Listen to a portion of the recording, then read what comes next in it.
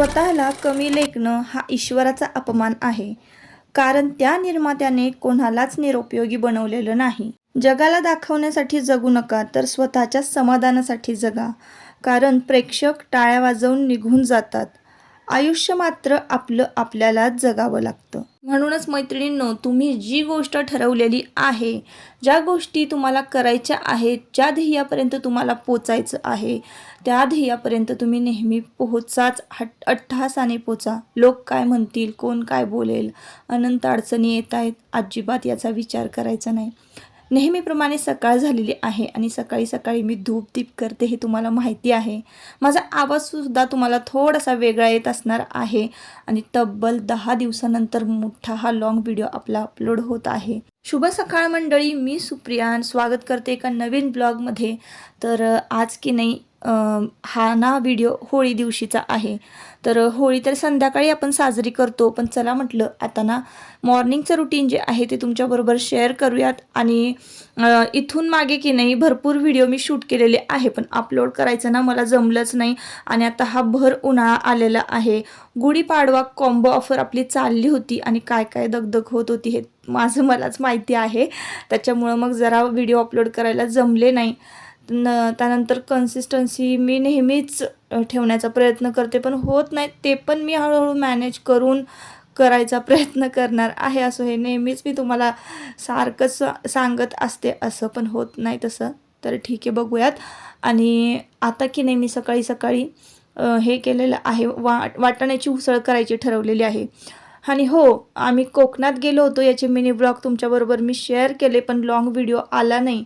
तर मी थोडंसं ना जरा रिलॅक्स म्हणून 2 ते 3 दिवस अचानक आमचं ना ट्रिप प्लॅन झालं होतं आणि जायचं ठरलं होतं, म्हणून 2-3 दिवस आम्ही गेलो होतो. ते सुद्धा ब्लॉग अपलोड करायचे राहिलेत, तर मी ते लवकरच करेन. पण त्याआधी म्हटलं चला, कालच आम्ही पोहोचलेलो आहोत वाईला, म्हणजे घरी इकडे कोकणातून. आणि ना कालच रात्री पोहोचलो. आज ना होळीचा दिवस आहे, ह्या होळी दिवशीचा व्हिडिओ आहे. तर मग म्हटलं चला आता सणवार आहे आणि कामाला नेहमीप्रमाणे सुरुवात करूया. त्याचबरोबर मी ट्रिपला होते ना तेव्हासुद्धा बऱ्याच कॉम्बो ऑफरच्या ज्या ऑर्डर आहेत त्या पडल्या होत्या. आता त्या तर कधीच बंद झालेल्या आहेत, म्हणजे 28 तारखेलाच मी बंद केला, पण 28 तारखेच्या आधी आम्ही गेलो होतो. तर हा व्हिडिओ जरासा जुना आहे. त्यानंतर ना येता येता आम्ही महाबळेश्वर मार्गे आलो होतो ना, तर तिथं मॅप्रो कंपनी आहे मोठी. आता बऱ्याच जणांना माहिती असेल, तर वेगवेगळ्या प्रकारचे चॉकलेटं तिथं बनवली जातात. आणि काय झालं, आता मी जे बिस्किट खाते एक ना, ते अस्सल तुपापासून म्हणजे गावरान तुपापासून बनवलेलं होतं. आणि त्यावेळेस की नाही झालं असं की आम्ही तिकडं फिरत होतो ना, तर सँडविच वगैरे खाल्लं होतं, ते इतकं पोट भरलं होतं ना. आणि तिथं आम्हाला टेस्टिंगला बिस्किटं दिली होती, ती मी खाल्लीच नाही. आणि आत्ता सकाळी म्हटलं घरी येऊन चला भूक लागली, तर चहाबरोबर मला असं ही काहीतरी खायला लागतंच. आणि मग मी खात होते, तर इतकं ते टेस्टी होतं, बापरे खूपच टेस्टी होतं ते. आणि इतका पश्चाताप झाला मला की मी तिथं जर टेस्ट केलं असतं तर नक्कीच मी एखादं पॅकेट या बिस्किटचं घेतलं असतं. इतकं अस्सल असा गावरान तुपाचा स्वाद होता त्या बिस्किटाला. खूपच छान ते बिस्किट लागत होतं. सकाळी सकाळी मूड तर एकदम फ्रेशच झाला माझा. तर हे मॉर्निंगचं बघा 7:30-8च्या आसपास टायमिंग आहे. आता सूर्योदय तर लवकर होतोय, उन्हाळा चालू झालेला आहे. तुमच्यापैकी बरेच जण मला म्हणालेत की ताई उन्हाळा रेसिपीज शेअर करा. नक्कीच माझं खूप मी प्रयत्न करते, कारण मला यावर्षी थोडं मागच्या वर्षीचं सगळं आहे बरं का, पण यावर्षी मला उडदाचे पापड कुठल्याही परिस्थितीमध्ये करायचेच आहेत. तर ते मी तुमच्याबरोबर शेअर करेन एखाद्या ब्लॉगमध्ये. आधी पेंडिंग राहिलेले जे ब्लॉग आहेत ते तुमच्याबरोबर अपलोड म्हणजे शेअर करते. आधी मग इथून पुढं मग थोडंसं कन्सिस्टन्सी ठेवण्याचा मी प्रयत्न करेन. तर आता डबा वगैरे झाला, मस्तपैकी वाटाण्याची उसळ बनवली, चपात्या बनवल्या, देवपूजा झाली, बरेपैकी सगळी कामं झाली. आणि मुलं आता निघालेली आहेत तयार होऊन स्कूलमध्ये. माझं लंगोट आणि धुते please please please mummy please धुते. हा बाळा, तू किती ऐक तू माझं. आम्ही ऐकतो का नाही मम्मी तिकी दोन मम्मी प्लीज. हां देते.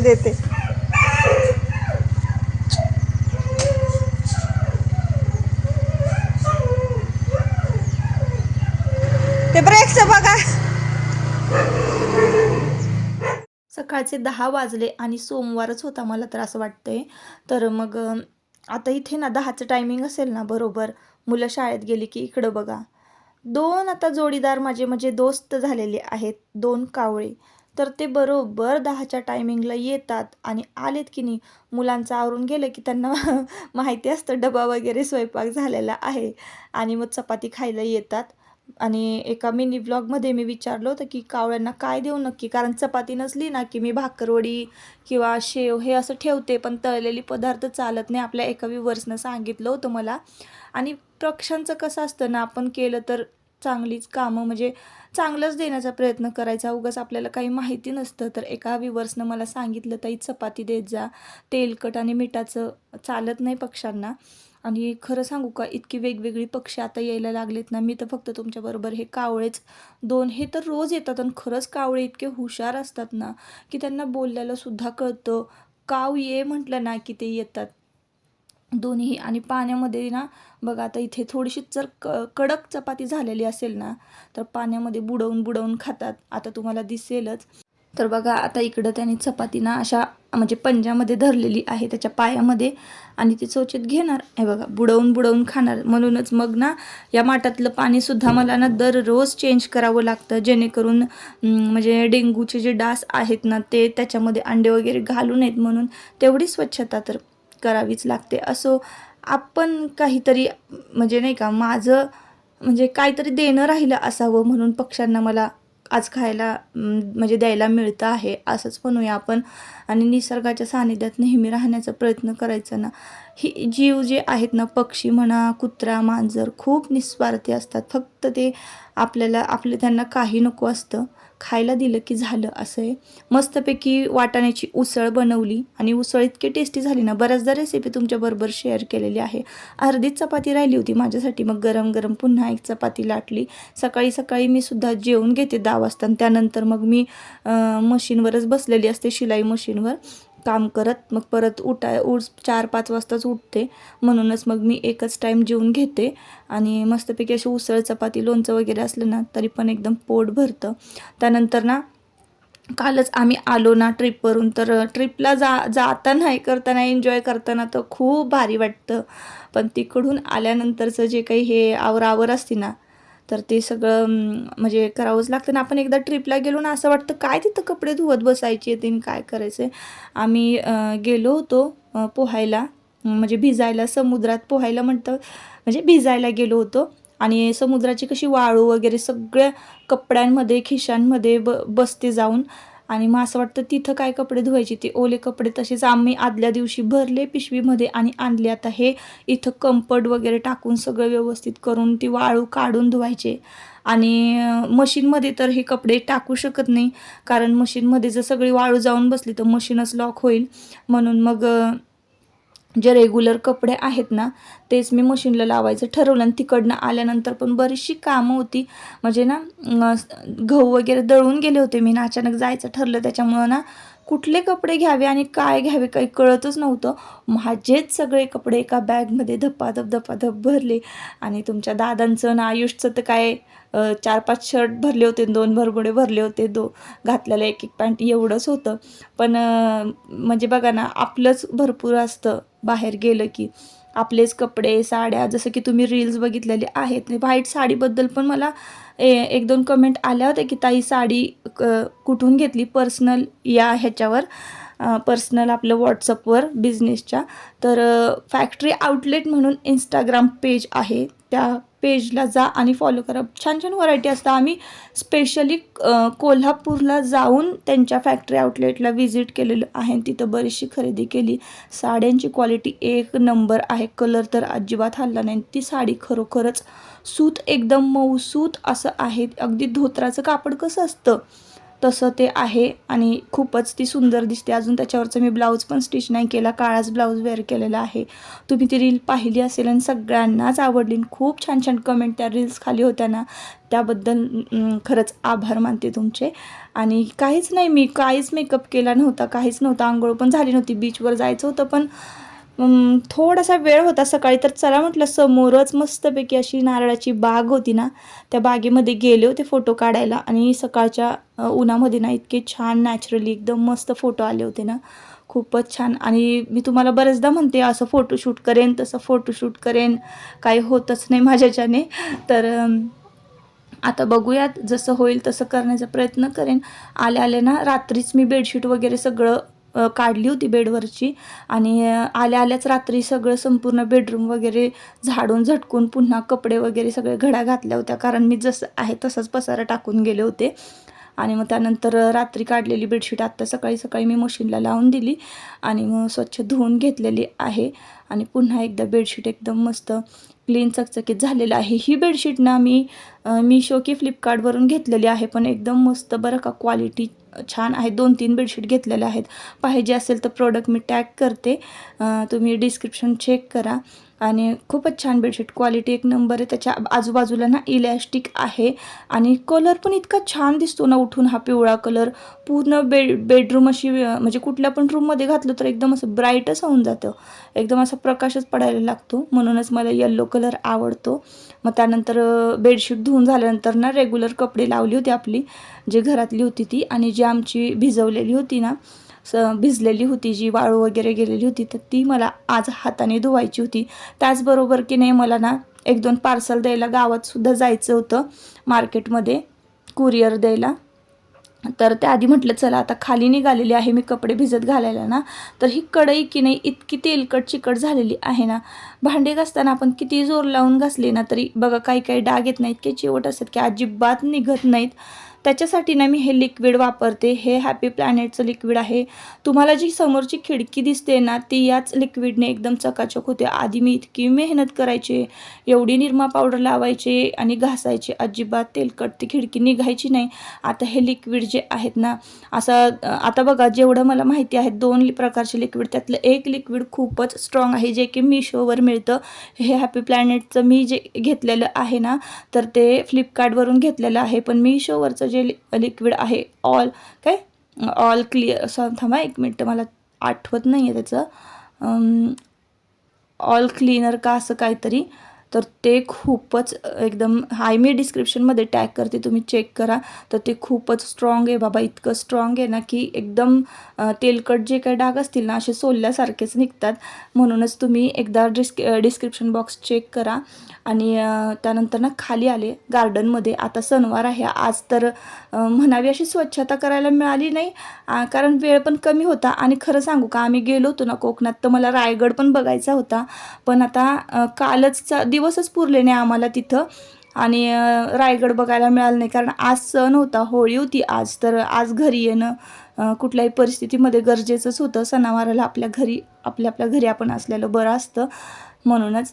आणि मग इथं हे बघा ओले कपडे काढले पिशवीतनं, चला म्हटलं आता मस्तपैकी भिजत वगैरे घालूया आणि धुवून टाकूया. तर ते त्याचबरोबर बघा हा ब्रश जो आहे, जर की मी जिना वगैरे धुवून काढते ना तेव्हा माझ्या खूप उपयोग येतो. ह्या ब्रशला आहे ना असं डबल हँडल असतं, जसं मॉपला असतं, तर मी एक सिंगल हँडल लावलेलं आहे, याच्यामध्ये डबल हँडल मिळतं. तर ह्या ब्रशची पण लिंक मी डिस्क्रिप्शन बॉक्समध्ये देते, नक्की चेक करा. आता हे सगळं धुवून घेते, कपडे भिजवून घेते आणि मग पुढच्या कामाला सुरुवात करूया. आज ना होळी पौर्णिमा, आणि आत्ताच ना धुणं भिजत घातलेलं आहे. जरा फिरायला गेल्यानंतर म्हणजे स्पेशली आपण जेव्हा समुद्रकिनारी जातो ना, तेव्हा खूप सारी वाळू जी आहे ना ते कपड्यामध्ये बसलेली असते, आणि मशीनमध्ये आपण हे कपडे तर नाही टाकू शकत. जाताना जितकी गडबड असते ना आपल्याला सगळं आवरण्याची, बॅगा भरण्याची, तर तितकीच आल्यानंतर तितकंच कष्ट करायला लागतं, तितकीच गडबड असते आपल्याला. बॅगेतले कपडे काढा, धुवा, स्वच्छ करा व्यवस्थित, ते आपल्या कपाटामध्ये लावून ठेवा, हे सगळं चालू असतं. आज तर ना सण आहे, आज होळी पौर्णिमा आहे. तर चला मग म्हटलं हे पटापट आवरून घेऊया. आता वाजलेले आहेत ना 3च्या आसपासचे टायमिंग झालेलं असतं. 4 वाजले ना की पुरणपोळीच्या स्वयंपाकाला सुरुवात होते. तर मला ना सांगायचं असं होतं की आत्ताच ना मी हळद कुटून आणलेली आहे. तर हळद ना आता इथून पुढं म्हणजे होळी पौर्णिमेपासून पुढचे जे दिवस आहेत उन्हाळ्याचे, तर तिथून ना हळदीचा रेट वाढायला सुरुवात होते. म्हणजे हळद आहे ना झपाट्यानेच वाढते. तुम्हाला माहिती आहे जसं सोन्याचा भाव कमी जास्त होत असतो, पण इतका पण कमी होत नाही. 100-500ने कमी होत असेल, तसंच हळदीचं सुद्धा असतं. हळदीचा भाव आहे ना कधीच कमी होत नाही, वाढतच जातो. आणि जर कमी झाला तर फक्त 10-15 रुपयांनी कमी होतो, असं आहे. म्हणून जर आत्ताना हळद स्वस्त आहे तर लवकरात लवकर घ्या. नंतर उन्हाळ्यामध्ये कसं होतं, लग्न सराई चालू झाली ना की हळदीचा रेट हा झपाट्याने वाढतो. तर ना मी आजच्या ब्लॉगमध्ये ना ऑफर देणार आहे हळदीवर. आता ही ऑफर कधीपर्यंत असणार आहे, तर ही ऑफर असणार आहे फक्त गुढीपाडव्यापर्यंत हळदीवर. आत्तासुद्धा ना हळदीचे रेट वाढलेले आहेत. जेव्हा मी फॅक्टरीमध्ये गेले ना तेव्हा मला कळलं. जेव्हा मी घेत होते ना आधी, तर तेव्हा मी तुम्हाला 380ने विकत होते, म्हणजे 300 रुपये KGनं. 80 रुपये जे आहे ना ते शिपिंग चार्जेस असतात वरचे. तर आत्ता की नाही हळद आहे ना अक्षरशः 400 रुपये किलो झालेली आहे आणि वरचे शिपिंग चार्जेस 80 रुपये, म्हणजे 480नं तुम्हाला हळद गुढीपाडव्याच्या नंतर मिळेल. आत्ता जर तुम्ही माझ्याकडनं हळद घेतलीत तर आता बघा एवढे सगळ्या ऑर्डर होतात. ह्या ज्या आहेत ना पाकिट अर्धा किलोचे, तर ते पॅक करून झालेले आहेत. हे 6 पॅकेट आहे आणि हे 1 KGचं एक पॅकेट आहे, म्हणजे 2 पॅकेट आहेत असे. हे हळद मी पॅक करून ठेवली आहे. तर आता ही जी हळद जाणार आहे ना आपली, ती 380नीच जाणार आहे. जरी आता हळदीचे रेट वाढलेले असले तरीसुद्धा मी ऑफर ठेवलेली आहे गुढीपाडव्यापर्यंत. 380नीच हळद जाणार आहे. गुढीपाडव्यानंतर हळद जी आहे तर ती 480नी होईल किंवा त्याच्या आसपासच त्याची प्राईस असेल, सांगता येत नाही. तर 380ने आत्ता चालू आहे रेग्युलर रेट, त्यानंतर वाढणार आहे. तर तुम्हाला जर हळद घ्यायची असेल ना, लवकरात लवकर आपल्या व्हॉट्सअप क्रमांकावर तुम्ही जाऊन मेसेज करायचा आहे. मी व्हॉट्सअप क्रमांक ना डिस्क्रिप्शन बॉक्समध्ये देते. तर अर्धा किलो घ्या, 1 किलो घ्या. 1 किलो घेतली तर तुम्हाला अगदी 1-2 वर्ष एक नंबर, म्हणजे 100% प्युअर अशी हळद मिळते आपल्याकडे. असं 2 नंबर 3 नंबर भेसळयुक्त किंवा चिचोक्यांचं पीठ जे असतं ते मिक्स केलं जातं, घेवड्याचं पीठ मिक्स केलं जातं. हळदीमध्ये भेसळ ही 100% केलीच जाते. पण मी आहे ना तर ती 100% प्युअर हळद तुम्ही फक्त माझे कस्टमर्स नाहीत, सबस्क्रायबर, फॉलोअर्स, म्हणजे तुम्ही माझे व्हिडिओ बघता आणि तुमचा विश्वास आहे माझ्यावर, म्हणूनच मी ना 100% प्युअर हळद तुम्हाला देणार आहे. ती तुम्ही दुधात टाकून प्या, औषधासाठी वापरा, कशासाठीही वापरा. तर तुम्हाला आहे ना गुढीपाडव्याच्या आधी ऑफर प्राईजमध्ये 380पर्यंत म्हणजे KGनं तुम्हाला हळद मिळणार आहे. 1 किलो घेतली तर तुम्हाला आरामात 1 वर्ष जाईल. तर मी डिस्क्रिप्शनमध्ये ना माझा व्हॉट्सअप क्रमांक देते, त्यावर तुम्ही चौकशी करू शकता. लाल तिखटसुद्धा मी लवकरच रेट वाढवणार आहे. 700 रुपये KGनं मी फ्री शिपिंगमध्ये विकत होते.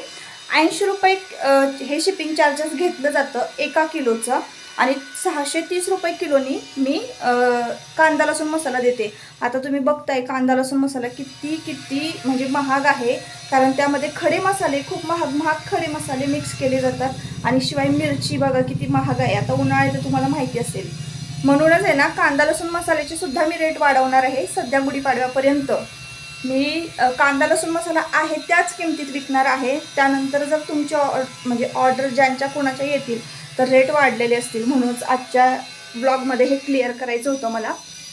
बांधकाम चालू आहे, थोडासा आवाज येते, थोडं इग्नोर करा. दुपारची वेळ आहे. आता ना भरपूर कामं झाली आणि शिवाय ना आपल्याला थोडंसं मशीन काम पण करायचं आहे. ज्यांच्या गुढीपाडव्याच्या ऑफर्स पेंडिंग राहिलेल्या आहेत, आपण ऑफरमध्ये ना जी तोरणं दिली होती ना ती शिवायची राहिलेली आहेत आणि एक 4-5 ऑर्डर ज्या आहेत त्या पेंडिंग आहेत, त्यासुद्धा मला लवकरात लवकर कंप्लीट करायच्या आहेत. पण त्याआधी पुरणपोळीचा स्वयंपाक पण करायचा आहे आणि शिवाय हे आता पॅक केलेलं आहे त्याचं ते कुरिअरमध्ये ॲड्रेस वगैरे हे सगळं पॅक करायचं आहे. तर असं आता काय होतं ना, थोडंफार जरी काम केलं ना तरी भूक लागते. आता बघा 3 वाजले दुपारचे तरी भूक लागते. मग म्हटलं चला आता थोडंसं काहीतरी खाऊन घेऊया. तर म्हणतात ना अतिथी देवो भव, तर ते खरं आहे बरं का. तर पाहुणे येऊन गेले आणि त्यांनी येताना खायला ना ढोकळा आणला होता. चला म्हटलं खाऊन घेऊया. काय होते ना आजकाल खूपच भूक लागते. त्याच्यानंतर की नाही शाळेतून मुलं आली पण होती, म्हणजे 4चं टायमिंग झालं होतं आणि आल्या का नाही त्यांचं हातपाय इतके मळलेले असतात ना, तर त्यांना मी सांगितलं होतं दोघांना पण, जे हात स्वच्छ चकाचक धुवल ना त्यांना चॉकलेट मिळणार आहे. तर दोघांच्या पण आता हाताचं चाललं होतं बघणं की कोणाचे जास्त स्वच्छ दिसत आहेत हात. तर देवांचे जास्त स्वच्छ होतं. जे झटपट हातपाय तोंड धुवून कपडे बदलणार ना त्याच्यासाठी मी चॉकलेटचे आहे, जे की मी मॅप्रोमधून तुम्हाला सकाळी सांगितलं होतं, मॅप्रो कंपनीमधून आणलेले आहेत. त्याला 1 चॉकलेट एक्स्ट्रा मिळणार आहे असं. तर देवांचे स्वच्छ दिसत होते आणि आयुषचं इथं चाललं होतं, नाही मला पण दे मम्मी असं. तर दोघांना तर मी सारखेच देणार आहे 2-2. पण हे चॉकलेट ना बघा थोडंसं वेगळं आहे. फ्रुवा म्हणून आहे आणि गावा फ्लेवर पेरू, आपण पेरूवर कसं चटणी मीठ टाकून खातो तशा पद्धतीचं हे चॉकलेट आहे. आता बघा सगळे गोड चॉकलेट खायचं आपल्याला किती कंटाळा येतो. जर तुम्ही महाबळेश्वरला भेट दिली नाही तर नक्की मॅप्रोमध्ये जा. असंख्य व्हरायटी तुम्हाला चॉकलेटमध्ये खायला मिळतील आणि असंख्य प्रकारचे सरबतं तुम्हाला एकदम 1 नंबर. मला जर पाहिजे असतील तर मी तिथूनच घेते. सरबत लिक्विड वगैरे, कोकम असतं, रोज असतं, ह्याच्यापेक्षा जास्त चांगले फ्लेवरचे पण असतात, लिची वगैरे. तर तिथून मी ना काही पॅकेट्स आणले होते चॉकलेटांचे. आणि खरं सांगू का, मला फक्त पान चॉकलेट आवडतं, म्हणून ते पॅकेट मी ना लपवून ठेवलं होतं. असं असतं आमच्याकडे.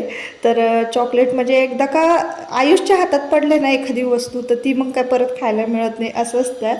तर तुम्ही म्हणाल असं का म्हणते वगैरे, पण आयुष तसाच आहे. एखादी वस्तू जर सापडली ना त्याला, की तो मग काय सुट्टी देत नसतो. मग ते 2-3 चॉकलेटं सटकावणारा देवांश पण तसाच आहे. अजिबात जेवत नाही, पण चॉकलेटं वरवरचं खायला असं मुलांना सारखं लागत असतं. तर असो, तर चला म्हटलं इकडं आजीबाबांना सुद्धा हे चॉकलेट खायला देऊया. खरं सांगू का, हे चॉकलेट गोड नव्हतं. असं आपण तिखट त्याच्याबरोबर की नाही, त्या चॉकलेटबरोबर अशी बघा ही चटणी मिठाचं असं पॅकेट छोटंसं मिळतं, आणि ते असं मस्तपैकी टाकायचं आणि खायचं. अशा पद्धतीचं हे चॉकलेट होतं. इतकं भारी लागत होतं ना, खूपच टेस्टी लागत होतं. आणि चला मग म्हटलं आजीबाबांना एक एक देऊया. आता इकडं ना या दोघांना सेम सेम दिलं होतं, 2-2. आता देवांशचं खाऊन झालं आणि याचं पण खाऊन झालं ना, की देवांश लगेचच दादाकडे येऊन दादाची लाडीगोडी लावायला लागला होता. दादाकडे अजून एक्स्ट्रा चॉकलेट होतं म्हणून. तर तुमच्या पण घरी असंच असतं का, मला नक्की सांगा. आता यांच्यामध्ये ना खूप अंतर आहे, तरी पण बघा दोघं भांडतच असतात. तर असा होता आजचा साधा सिंपल ब्लॉग. याच्या पुढचं जे काही संध्याकाळचं रुटीन आहे ते मी नेक्स्ट ब्लॉगमध्ये शेअर करेन. चला तर मग या व्हिडिओचा मी इथंच शेवट करते. परत आपण पुन्हा भेटूया नवीन एका ब्लॉगमध्ये. तोपर्यंत स्वतःची काळजी घ्या, मजेत राहा. जर ब्लॉग आवडला असेल तर नक्की आपल्या चॅनलला सबस्क्राईब करा आणि व्हिडिओला एक लाईक आणि हाईप देखील करा. चला, बाय बाय.